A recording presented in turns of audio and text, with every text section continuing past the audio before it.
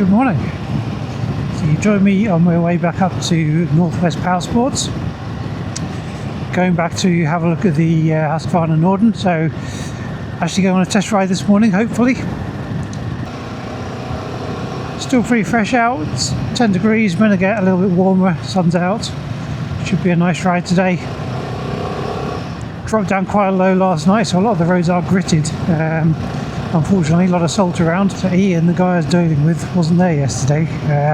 So phoned up to check he was still okay to come in, and I've not heard anything to the contrary, so fingers crossed when I get there the bike will be there and ready.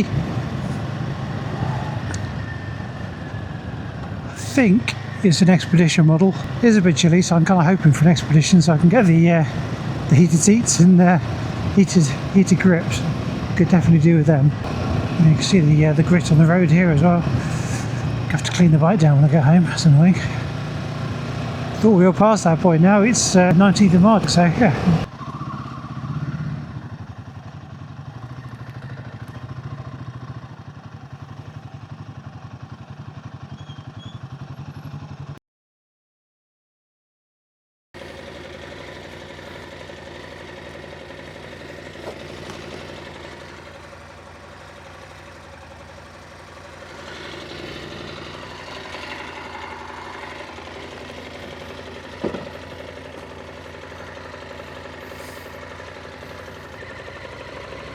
So here we go.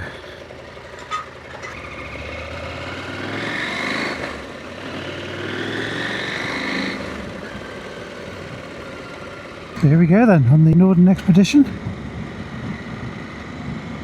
First ride.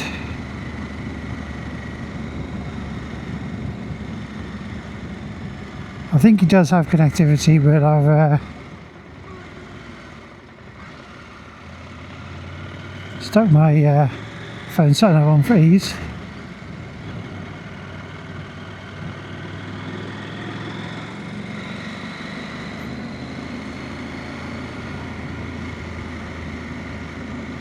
Just sort this floppy mirror out. So just acclimatising to the bike. I'll have to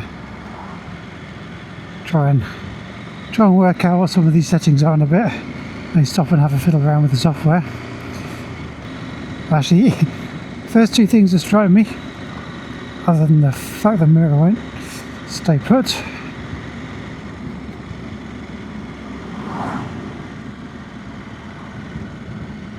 Yeah, first two things that strike me. One, that screen is absolutely massive. I don't think I've ridden a bike with a screen that large.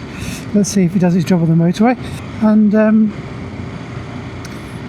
the second thing, and this may just be the size of the bike, I've got to get used to, but the legs are slightly more tucked up than I thought they were going to be. My knees are actually more bent on this than they are on the Himalayan, so yeah, that surprised me. So the position of the brake levers and gear levers, etc., going to take a little bit getting used to. Dash isn't particularly clear as it sits right now. I'm guessing there must be variance in the display because yeah, I've got speed in the centre, but I'm not sure what I'm guessing the 5's are traction control. The gear shift position indicator is bigger than the speedometer, which that can't be the standard setting, so I'll have to have a look. This is the Expedition one, so I've got nice heated seats, heated grips, which is great.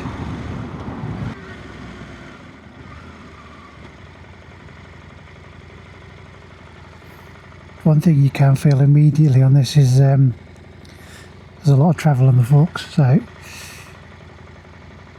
yeah, even gentle braking, it's a little bit of dive there. So I'm 6'3", and with my weight on this I can flat foot it here, so yeah, pretty good.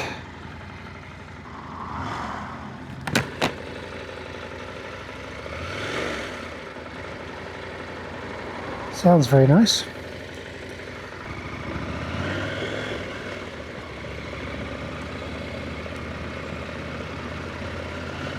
Yeah, that is throwing me just a little bit. That gear shift lever is a long way back. I'll very surprised by that. It does have a quick shifter as well. Okay, forget the clutch for now, that's good.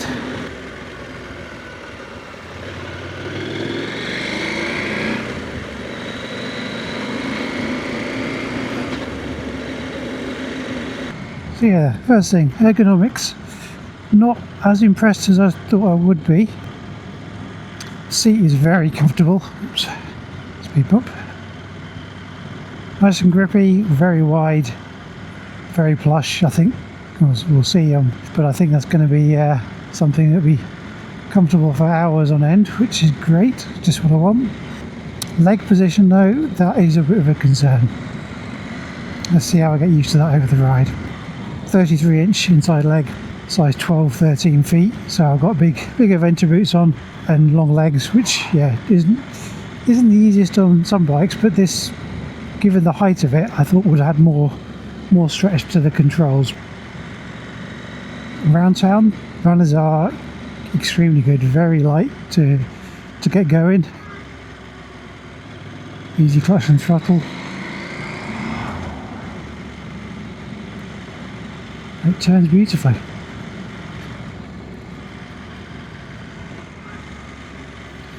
The only thing is, it is quite a springy beast. You can feel that suspension float. And I don't think any kind of ESA is an option on these. It is fully adjustable, so I'm sure it can be firmed up.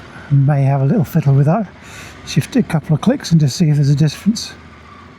I honestly have no idea how to set up adjustable suspension, but something I guess you would learn.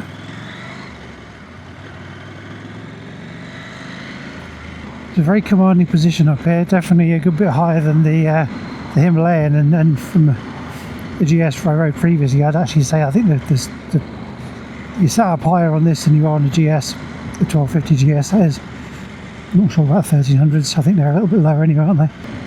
So they seem to have a permanent hazard warning light on the dash there. I'm not entirely sure what that is either.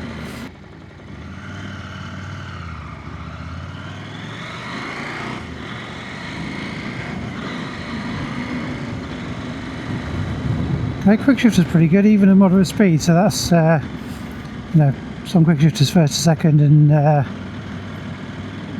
20-30 miles an hour aren't too happy, but actually that's pretty good. Okay, Quickshifter on, heating's on. Let's take that rider seat down to low now actually.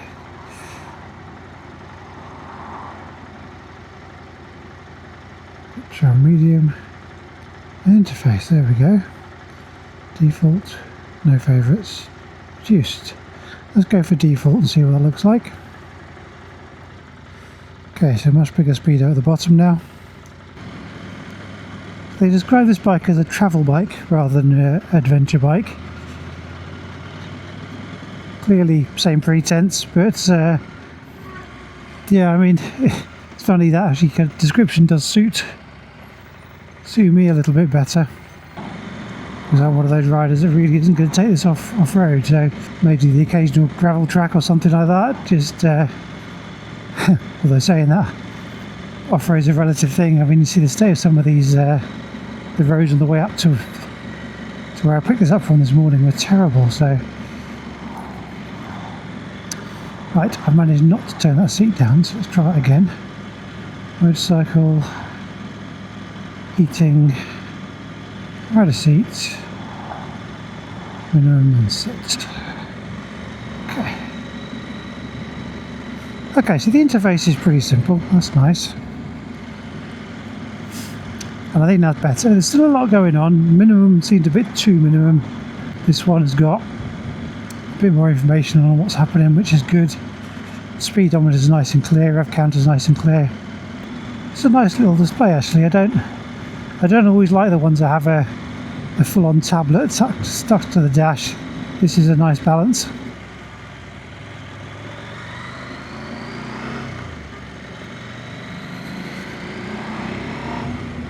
Yeah, the softness of that suspension does make it feel a little bit uncertain.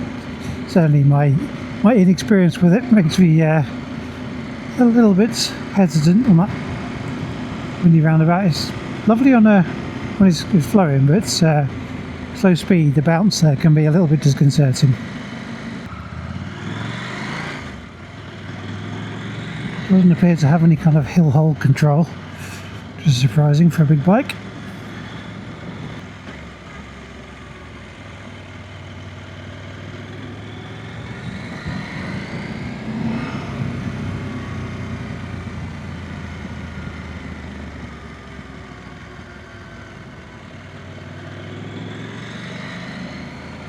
Just test out the brakes while there's nothing around, so 30 miles an hour.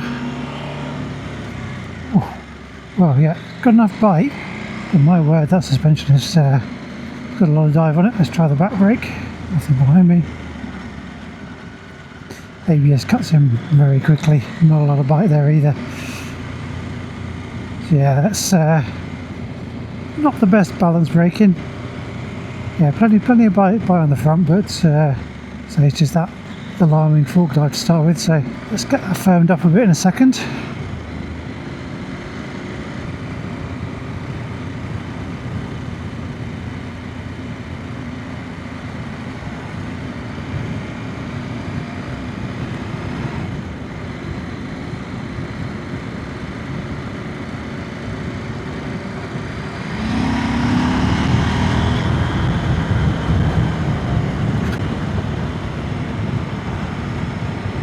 Only got plenty of pull.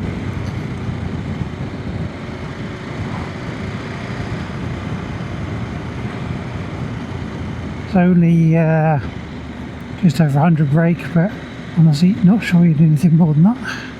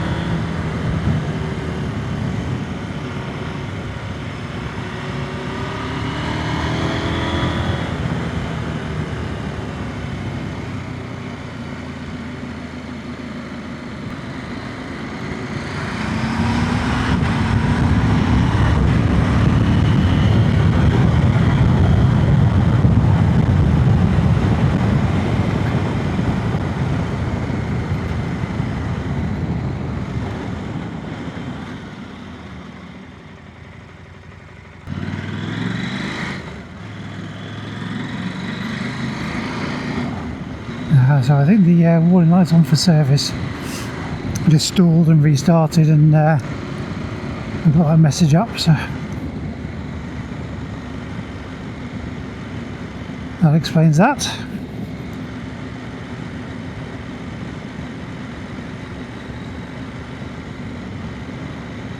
Certainly builds speed very quickly. Rivington Brewery.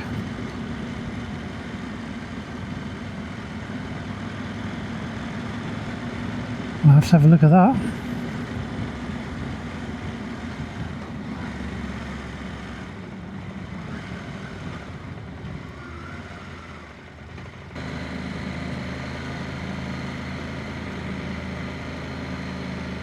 Let's go around here before we head across to Belmont's. See if we can find somewhere to pull over. Have a look around the bike and see if I can have a play with that suspension preload a bit.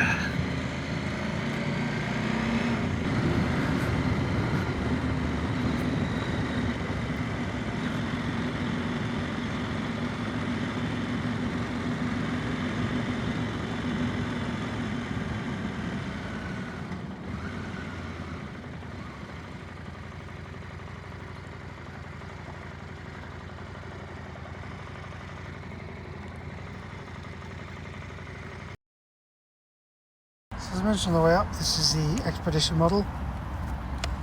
This particular one is an ex-demo, so it's been sold for about £11,500. At the moment though, Husqvarna have got a deal with about £1,700 off these.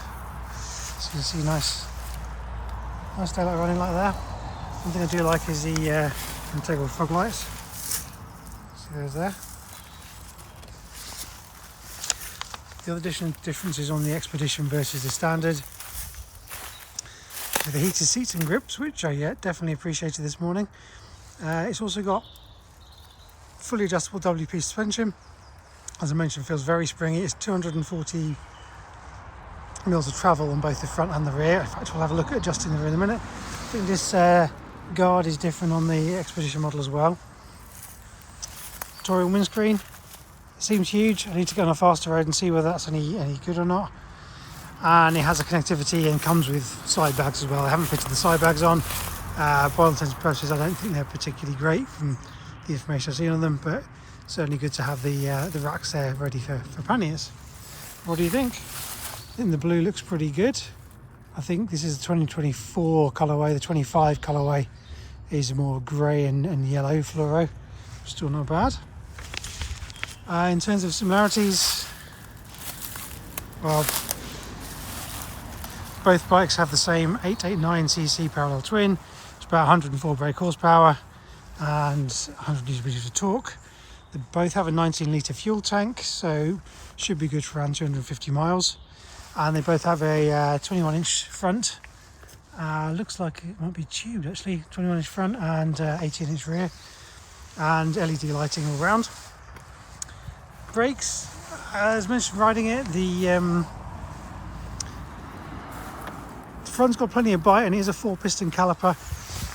So Husqvarna labelled, but it's a J1 setup with 4-piston radial calipers, 320mm dual discs.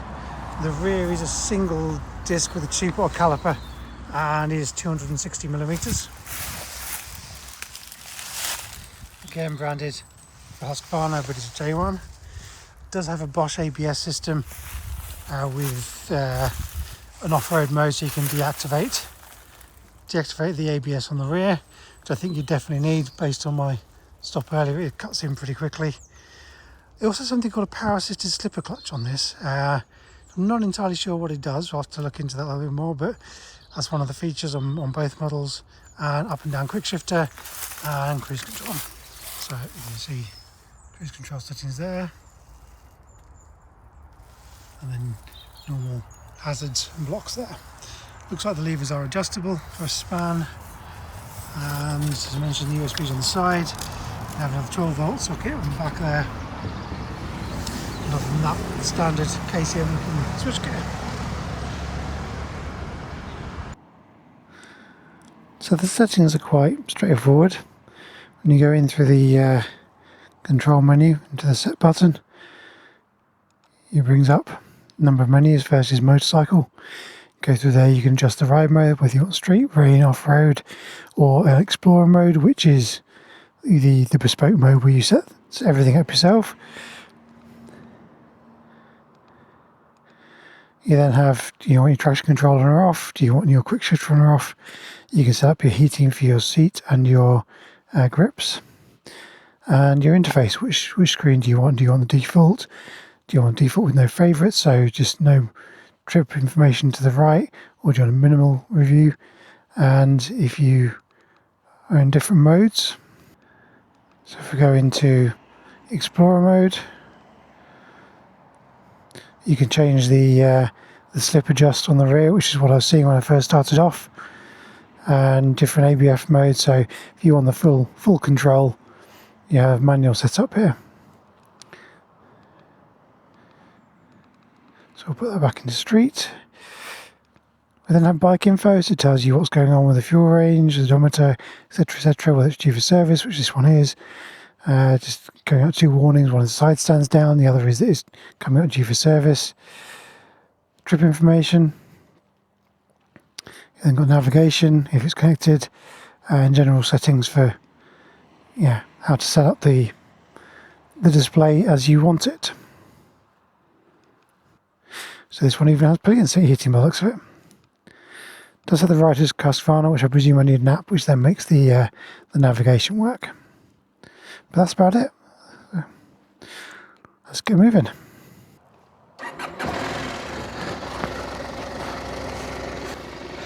Certainly sounds nice and starts up. Very throaty engine. I was sinking, didn't even realise.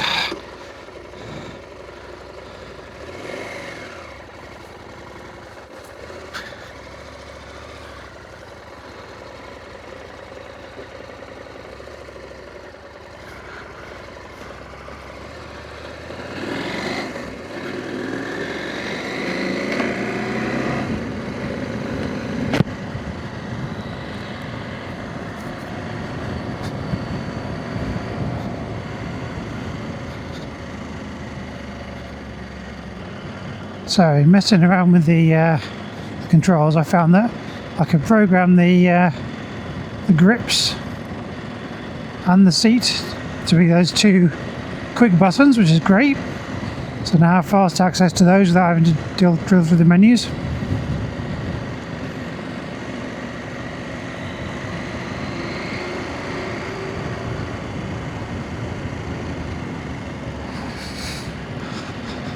I think there is a little bit of difference in the suspension, having just adjusted those forks. I didn't mess around the rear though. I forgot to have a look for the rear adjuster.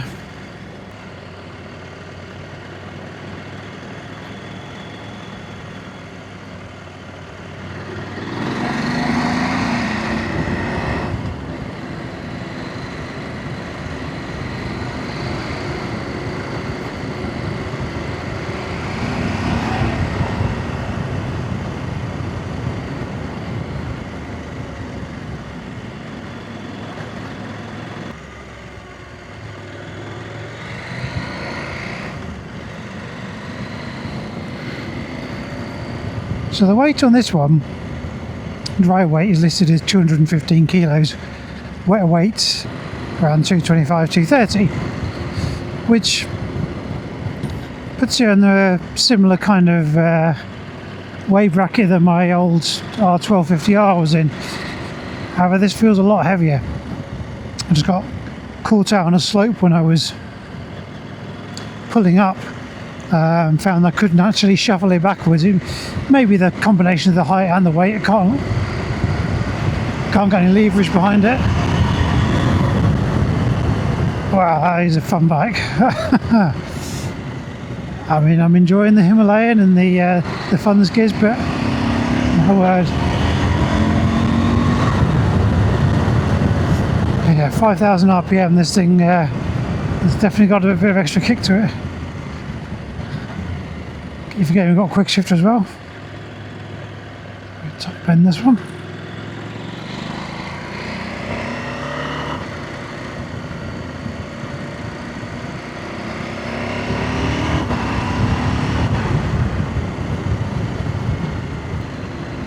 Quickshifter works with just the tiniest bit of touch.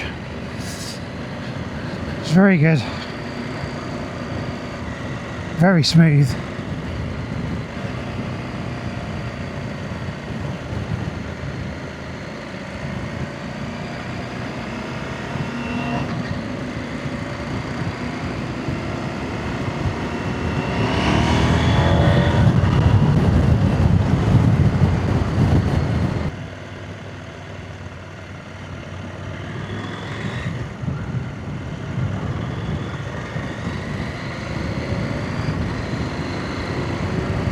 Yeah, you know what? This is lovely.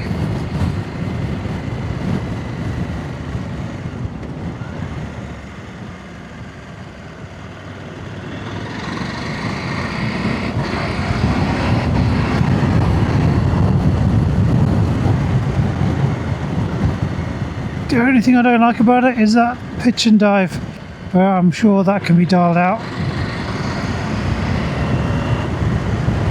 And I'm also sure it would make for a very comfortable long distance tourist. As much as I don't want it on this road, I'm sure on a motorway it would make it extremely plush. But then that's where systems like BMW's ESA and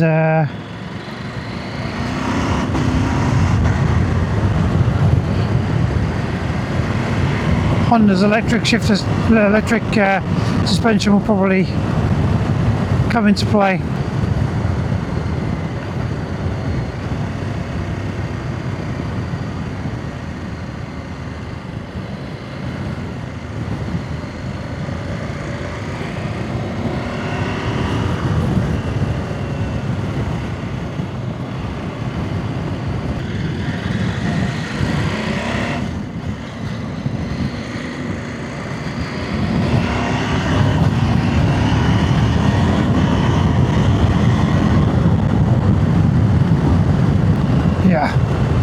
Very easy to hit.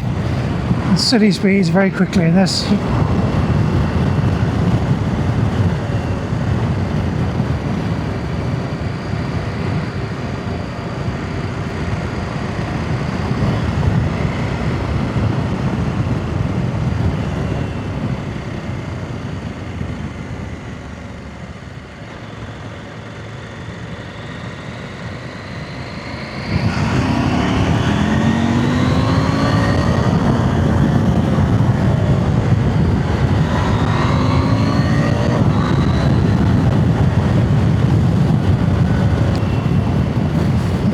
Mud on the road.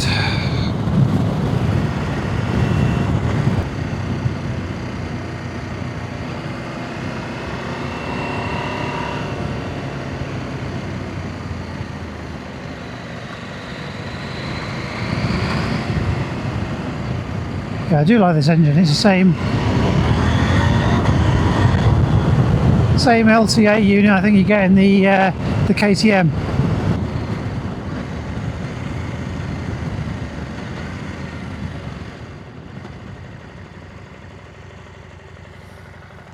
You can see that, good view into Manchester.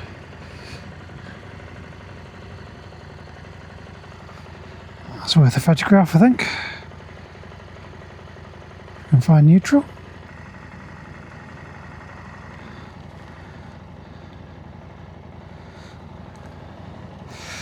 I'll live to regret that stop now. I'm going to go step behind all that traffic, but hey, probably can't make it out on the action cam. But you got nice rolling fields and kind of suburban area, if you like. There's some houses and green fields and things. Then in the backdrop, in the mist, you can see all the tower buildings in Manchester. Actually, yes, that's not a bad view, that one. Anyway, right. Is there anywhere else you can put this?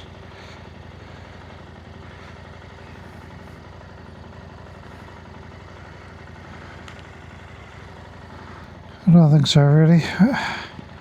Okay.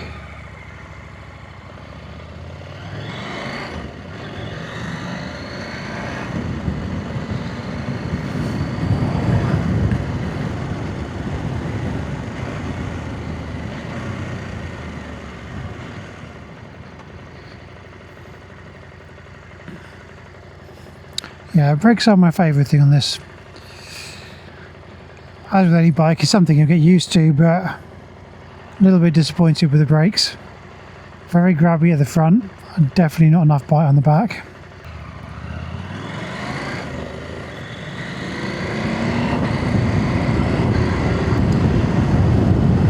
The ergonomics I'm getting used to. That's bend leg position is okay.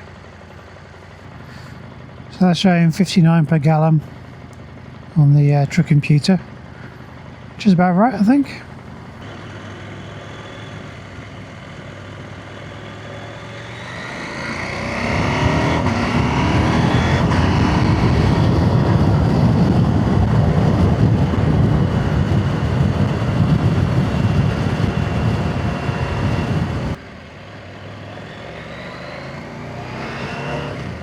One thing I would say, when you look at these, and certainly when I look at the KTMs, the plastics look a bit cheap and shiny, but actually they're not at all. They're quite tactile. There's a nice push to the buttons.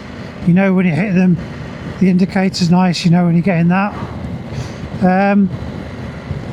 Yeah, I mean minimal design effort clearly, but yeah, definitely no complaints quality-wise.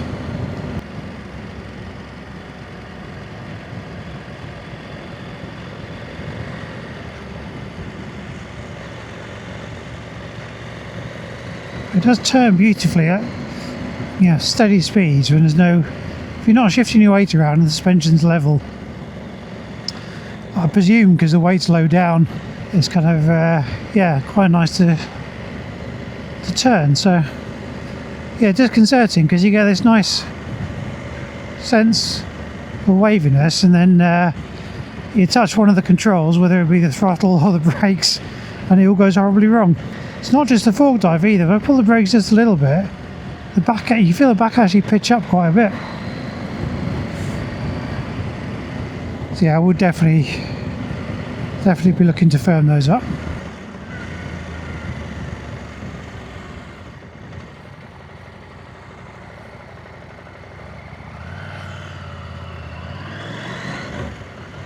So you go into a halt junction like that, I wouldn't have felt like I was doing an emergency stop on the Himalayan unless they kind of felt quite so violent. I wasn't going that fast.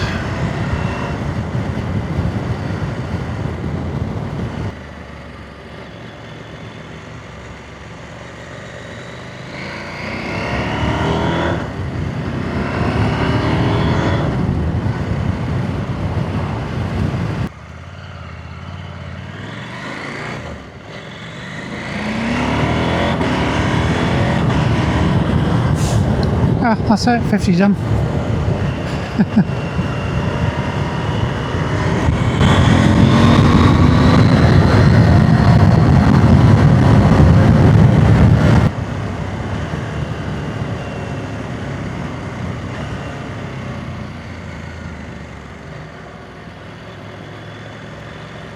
Again, Quickshifter's lovely. Just all goes wrong when you touch the brake.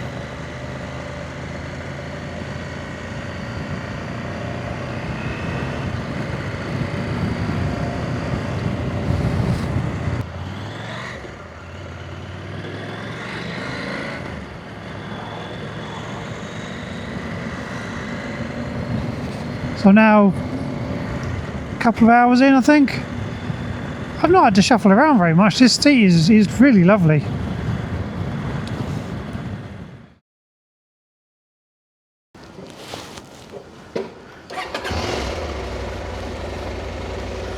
Okay, filled up. Time to start heading back now, I think.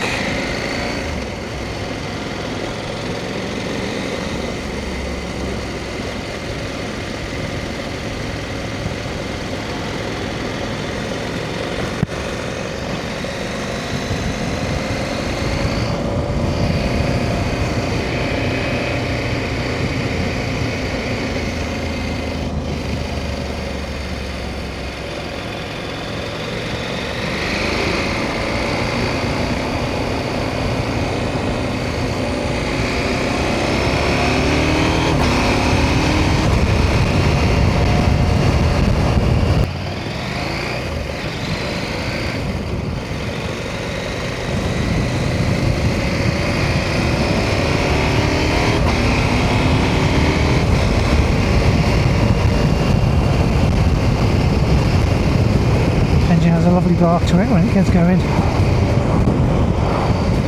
Really like that. If I'm honest, that is what's selling this bike to me, is that engine. It's a genuinely lovely thing to ride. Sounds good, very smooth, plenty of punch,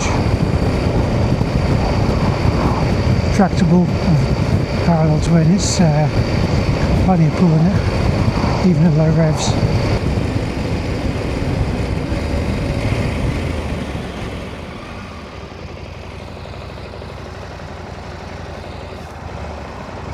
And then you remember that the suspension's made of marshmallows. Jeepers.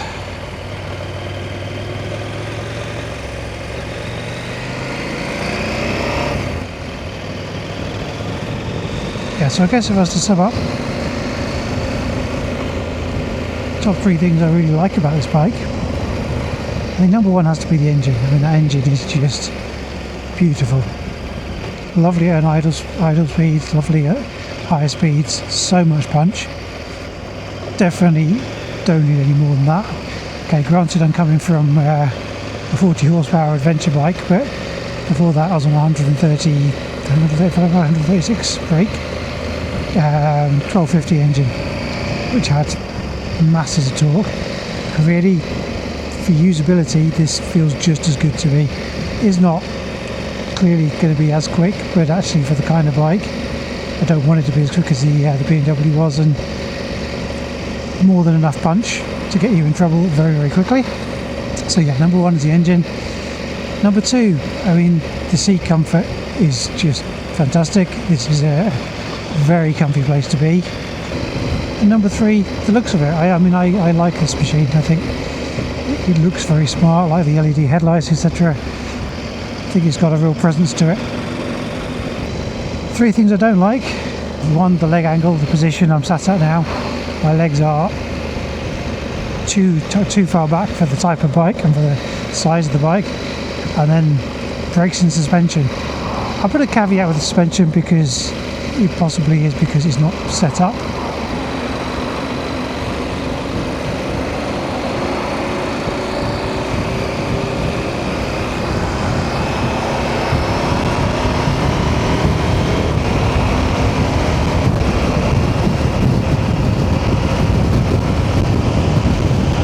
70 miles an hour, swift gear.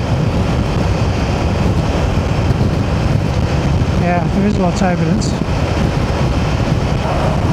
It's a nice stable bike, this one. That's okay. Positive number 4, stability. This feels absolutely planted. Okay.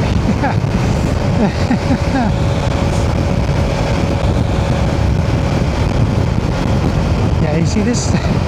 Okay, there's a little bit of turbulence off the top of that screen, but actually, yeah, roll the throttle on from 70 upwards and it doesn't get any worse. I mean, that's the kind of speed where on my naked bike I'd have been hanging on, but this just doesn't bother at all. So, am I ruling it in, am I ruling it out? I think it's still very much in the maybe pile. I do really like it for a number of reasons. I think I get used to things I don't like about it. I think there's probably some adjustment to be had in the suspension. Brakes obviously I can't change, but they're not terrible, they're just not fantastic. Definitely have ridden with us. Pleased I managed to get an extended riding. I think it's been really useful.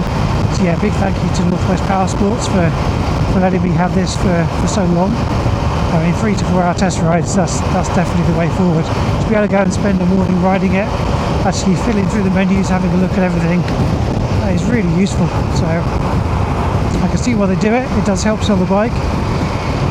If I'd have been on this for 20 minutes, half an hour, even an hour, not getting on with that suspension, it may have made me think no, kind of immediate no, but actually definitely not ruling this one out.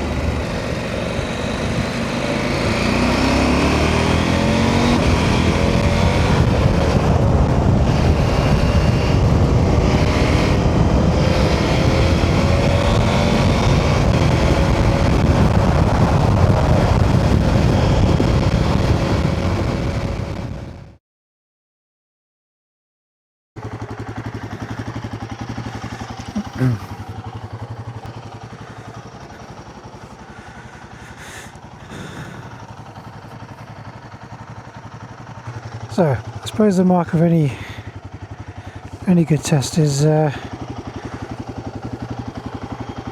don't actually really want to leave it here.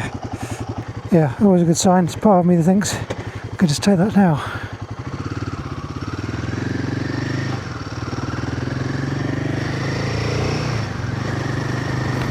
But I mean this is instantly more spacious, which is crazy for a small bike. I do understand how to do that. So I was talking to Ian there, and I dropped the bike back off. He thinks there'll be some level of adjustability in those peg positions, which is good. I mean, I think there would need to be. I did have a sit on the standard one, and I asked about that, obviously because the suspension travel is lower to start with. I thought maybe that's a better call. Right, okay. Getting on that back brake on this one straight away, I actually pushed too hard. That's how weak the rear brake is on the Husky, or maybe that's how good it is on this. I'm not entirely sure which way around to view that one, but yeah, this is, God, that's rear brake only. That's impressive in comparison, that's for sure. Anyway, sorry, I was saying I sat on the standard suspension version, but it felt so much lower. I'm not entirely sure. I kind of liked the ride height of that one. Do you know what I do find telling though? I mean, crap. Pay attention. What am I doing? Yeah, what I do find telling. I mean, that bike's working out. If I put £3,000 down, it's going to be 250-ish a month on an HP package. That means I own it in 5 years. Or I could do a 4-year PCP for about 150 quid.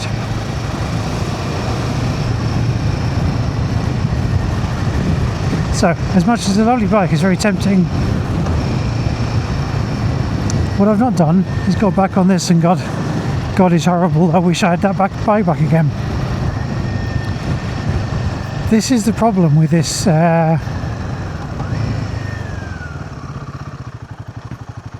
this Himalayan. It's not... the hell's going...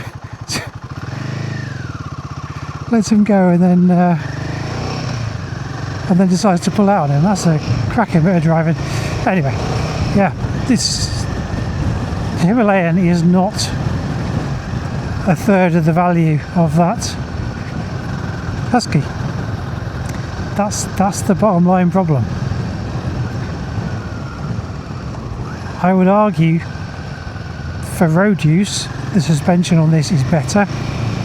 Could definitely feel more.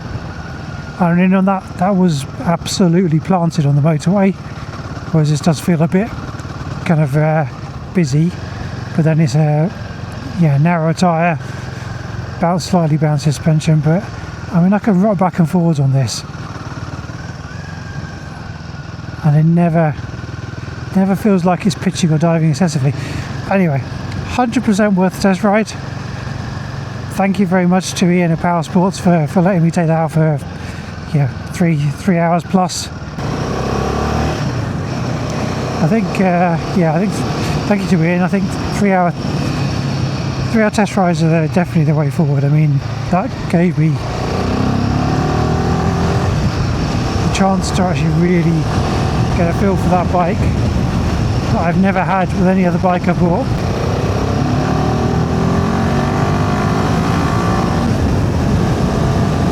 And then there is that addictiveness of being able to wring its neck. So, I mean, if I'd have done that on that Husky, I think I'd have been doing very illegal speeds very quickly.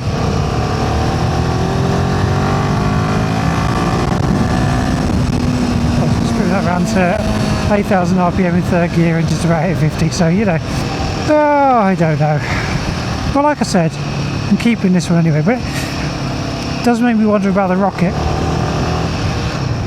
I mean, it looks amazing and it goes obviously like a train, but how much of that am I going to use? There is something to be said about real world power, isn't there? We're saying 40, 50, 70 brake horsepower. That's definitely enough for a motorcycle.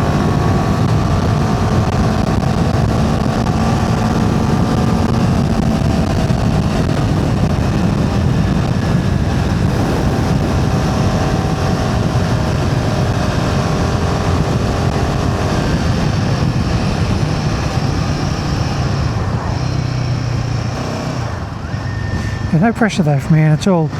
I mean, he did give me not pato, he's right, I think, with the 2024 models being discounted, whereas the 2025 ones won't be when they come in. I'm sure that'll change in time, but for now, if I wanted a good value one, I'd really be best to buy it now rather than waiting a few months. I do feel vindicated in one regard, in that initially I wasn't going to get another bike after I sold BMW. I thought I'd just be without a bike and then buy another one once I was ready. And this was a bit of not a whim, I'm going to call it a mental health necessity. I actually got really depressed, even though I couldn't ride over winter. Sold the bike in June, heading through the end of the summer months. It was really busy, didn't have time, etc, etc. I had a shoulder injury which stopped me riding, and just sitting there looking at it was slightly depressing, to be honest. Then I got rid of it, and then I realised what depression was. There's something about the bike, having the bike and having that freedom that I really like, and I think I really need for my own sanity. So yeah, glad I got this. That for one reason, and two, because I think I could easily end up in a situation where I never actually bloody choose anything. Yes, I shall leave you there. Thank you very much for going with me. Please do, if you're seeing this, please do comment. Keen to know what you thought about the Husqvarna. You can abuse my riding all you like. I struggled with that bike, I'll admit. It was not an easy bike to ride at all, because of those brakes and because of those suspension. It was, however, an inordinately fun bike to ride because of that engine, and a very comfy one to ride because of that seat. So, you know, stuck in that middle ground. Plenty to love, few things not to love. I like the dealership. It's a lovely little place, Northwest Power Sports. Thanks again for watching, and yeah, comment, like and subscribe, and we'll see you next time.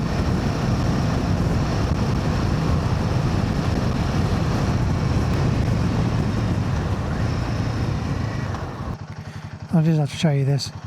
So as much as that Husqvarna is doing a nice 60 to the gallon, look, last 143 miles, given that I'm not exactly gentle on this bike, 80 to the gallon.